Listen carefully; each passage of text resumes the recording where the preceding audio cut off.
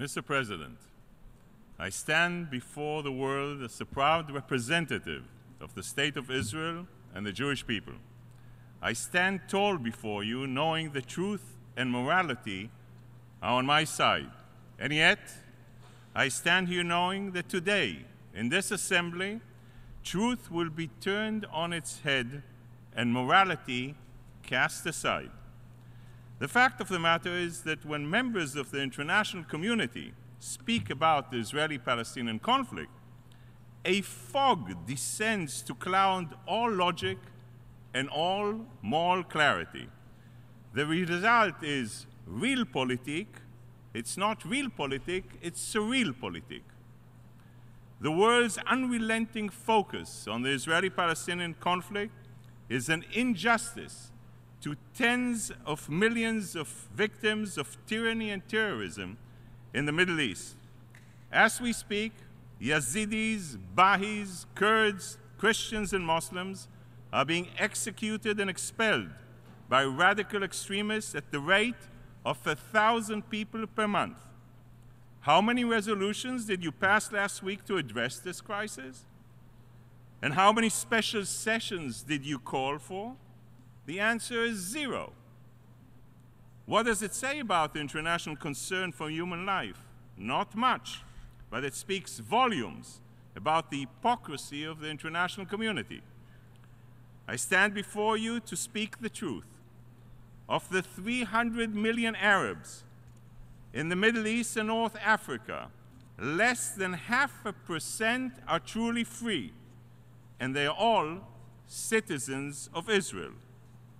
Israeli Arabs are some of the most educated Arabs in the world. They are leading physicians and surgeons, and they are elected to our parliament, and they serve as judges in our Supreme Court. Millions of men and women in the Middle East would welcome these opportunities and freedoms. Nonetheless, nation after nation will stand at this podium today and criticize Israel, the small island of democracy in a region plagued by tyranny and oppression. Mr. President, our conflict has never been about the establishment of a Palestinian state, but it has always been about the existence of the Jewish state. 67 years ago, this week, on November 29, 1947, the United Nations voted to partition the land into a Jewish state and an Arab state. Simple, the Jews said yes, the Arabs said no. But they didn't say just no. Egypt, Jordan, Syria, Iraq, Saudi Arabia, and Lebanon launched a war of annihilation against our newborn state. This is the historical truth that the Arabs are trying to distort. The Arabs' historical mistakes continue to be felt in lives lost at war, lives lost to terrorism, and lives scarred by the Arab narrow political interests. According to the United Nations, about 700,000 Palestinians were displaced in the war initiated by the Arabs themselves. At the same time, some 850,000 Jews were forced to flee from Arab countries. Why is it that 67 years later, the displacement of Jews has been completely forgotten by this institution, while the displacement of Palestinians is subject to an annual debate? The difference is that Israel did its utmost to integrate the Jewish refugees into society. The Arabs did just the opposite. The worst oppression of the Palestinian people takes place in Arab nations. In the most of the Arab world, Palestinians are denied citizenship and are aggressively discriminated against. They are barred from owning land and prevented from entering certain professions. And yet none, not one, of these crimes are mentioned in the resolutions before you. If you were truly concerned about the plight of the Palestinian people, there would be just one resolution to address the thousands of Palestinians killed in Syria. And if you were so truly concerned about Palestinians there would be at least one resolution to denounce the treatment of Palestinians in Lebanese refugee camps. But there isn't. The reason is that today's debate is not about speaking for peace or speaking for the Palestinian people. It is about speaking against Israel. It is nothing but a hate and bashing festival against Israel. Mr. President, the European nations claim to stand for liberté, égalité, and fraternité, freedom, equality, and brotherhood. But nothing could be further away from the truth. I often hear European leaders proclaim that Israel has a right to exist in secure borders. That's very nice. But I have to say it makes about as much sense as me standing here and proclaiming Sweden's right to exist in secure borders. When it comes to matters of security, Israel learned the hard way that we cannot rely on others, certainly not on Europe.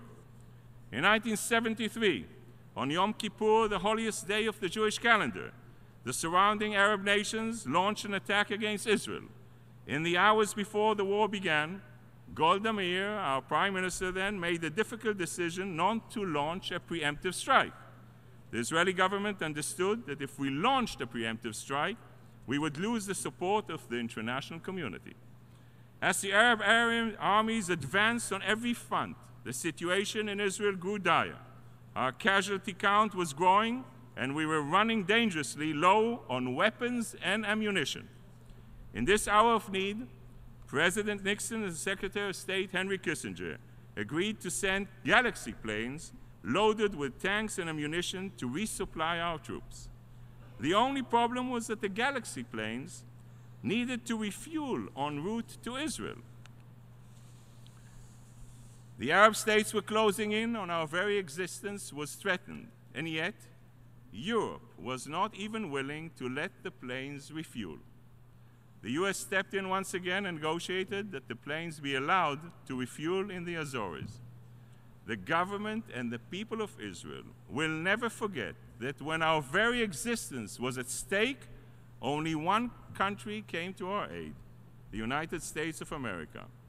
Israel is tired of hollow promises for European leaders. The Jewish people have a long memory. We will never ever forget that you failed us in the 1940s, you failed us in 1973, and you are failing us again today. Every European Parliament that voted to prematurely and unilaterally recognize a Palestinian state is giving the Palestinians exactly what they want: statehood without peace. By handing them statehood without peace, you are rewarding unilateral actions and taking away any incentive for the Palestinians to negotiate or compromise or renounce violence. You are sending the message that the Palestinian Authority can sit in a government with terrorists and incite violence against Israel without paying any price. European nations are hardening the Palestinian position. You're giving them exactly what they want: statehood without peace. The first EU member to officially recognize a Palestinian state was Sweden. One has to wonder why the Swedish government was so anxious to take this step. When it comes to other conflicts in our region, the Swedish government calls for direct negotiations between the parties. But for the Palestinians, surprise, surprise, they roll out the red carpet. State Secretary Söder may think she's here to celebrate their government's so-called historic recognition, when in reality it is nothing more than an historical mistake. The Swedish government may host the Nobel Prize ceremony, but there's nothing noble about this cynical political campaign to appease the Arabs in order to get a seat at the Security Council. Nations on the Security Council should have sense, sensitivity, and sensibility. Well, the Swedish government has shown no sense, no sensitivity, and no sensibility. Just nonsense. Israel learned the hard way that listening to the international community can bring about devastating consequences. 2005, we unilaterally dismantled every settlement and removed every citizen from the Gaza Strip. Did this bring us any closer to peace?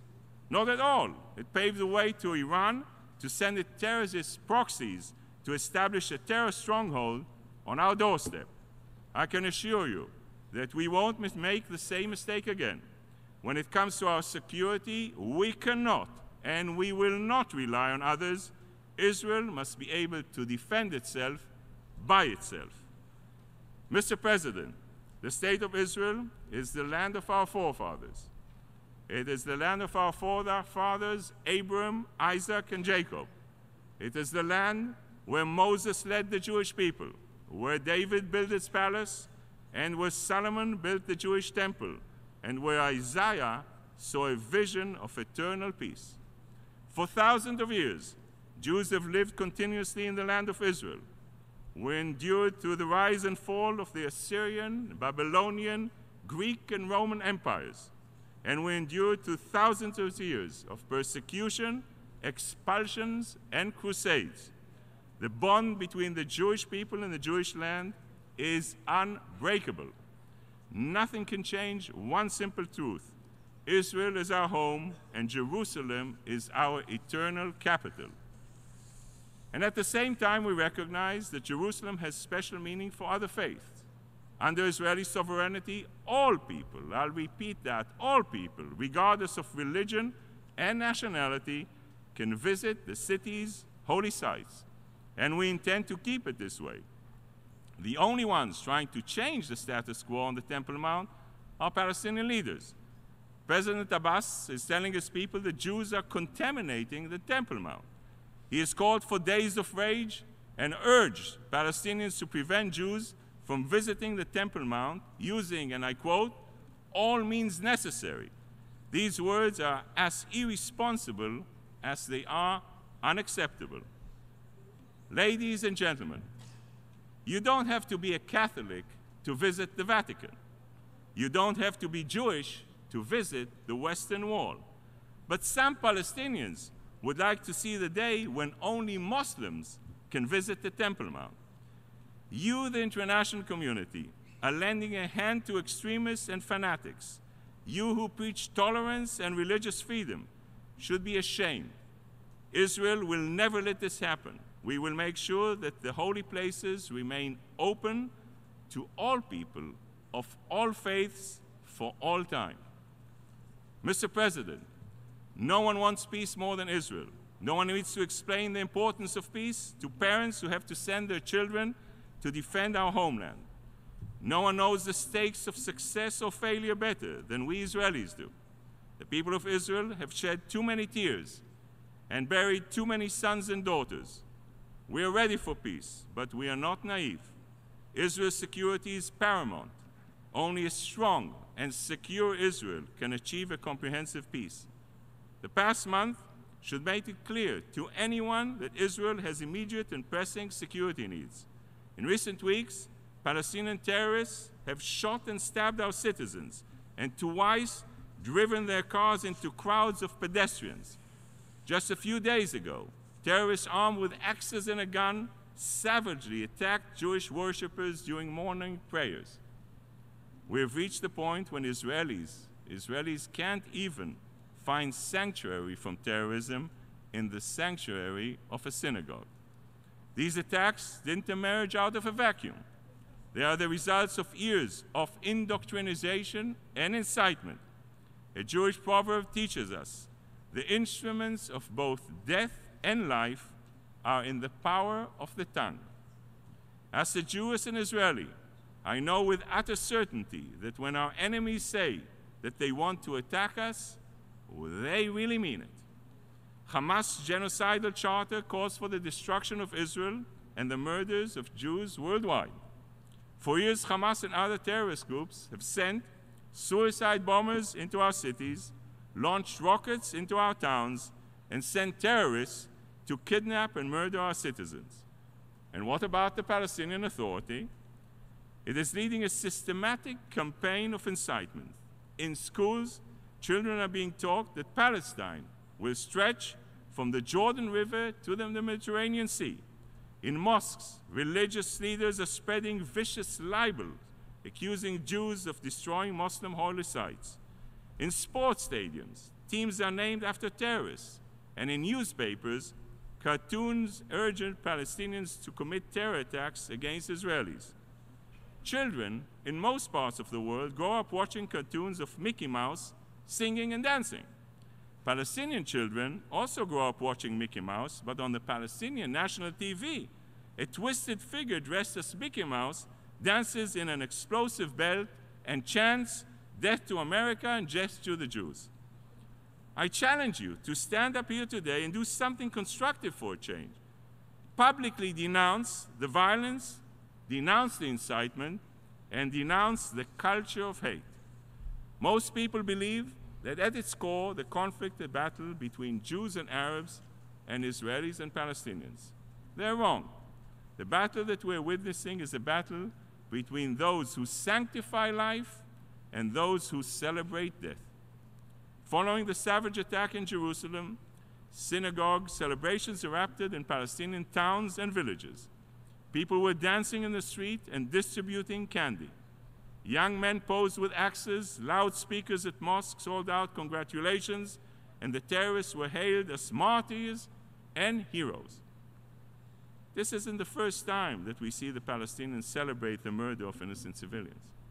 We saw them rejoice after every terror attack on Israeli civilians, and they even took to the streets to celebrate September 11th attack on the World Trade Center right here in New York City.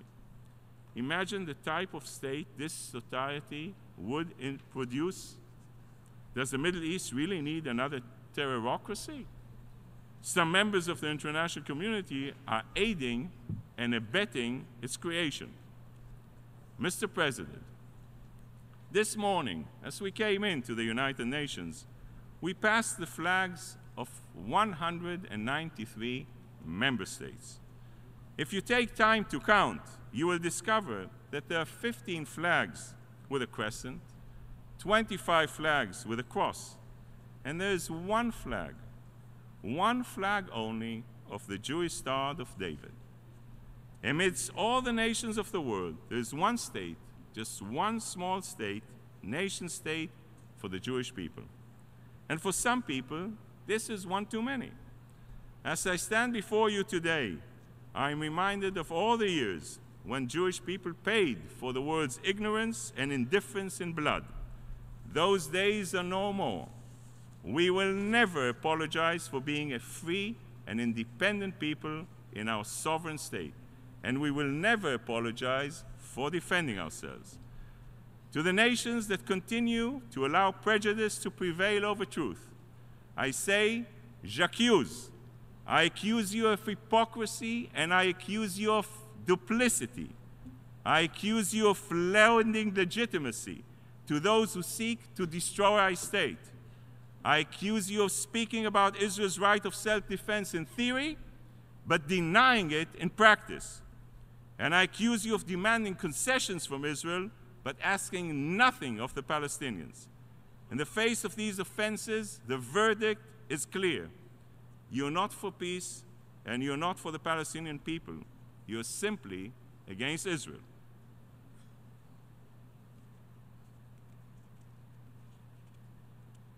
Members of the international community have a choice to make. You can recognize Israel as the nation state of the Jewish people, or permit the Palestinian leadership to deny our history without consequence. You can publicly proclaim that the so-called claim of return is a non-starter, or you can allow this claim to remain the major obstacle to any peace agreement. You can work to end Palestinian incitement, or stand by as hatred and extremism takes root for generations to come. You can prematurely recognize the Palestinian state, or you can encourage the Palestinian Authority to break its pact with Hamas and return to direct negotiations. Ladies and gentlemen, the choice is yours. You can continue to steer the Palestinians off course or pave the way to a real and lasting peace. Thank you very much, Mr. President. I thank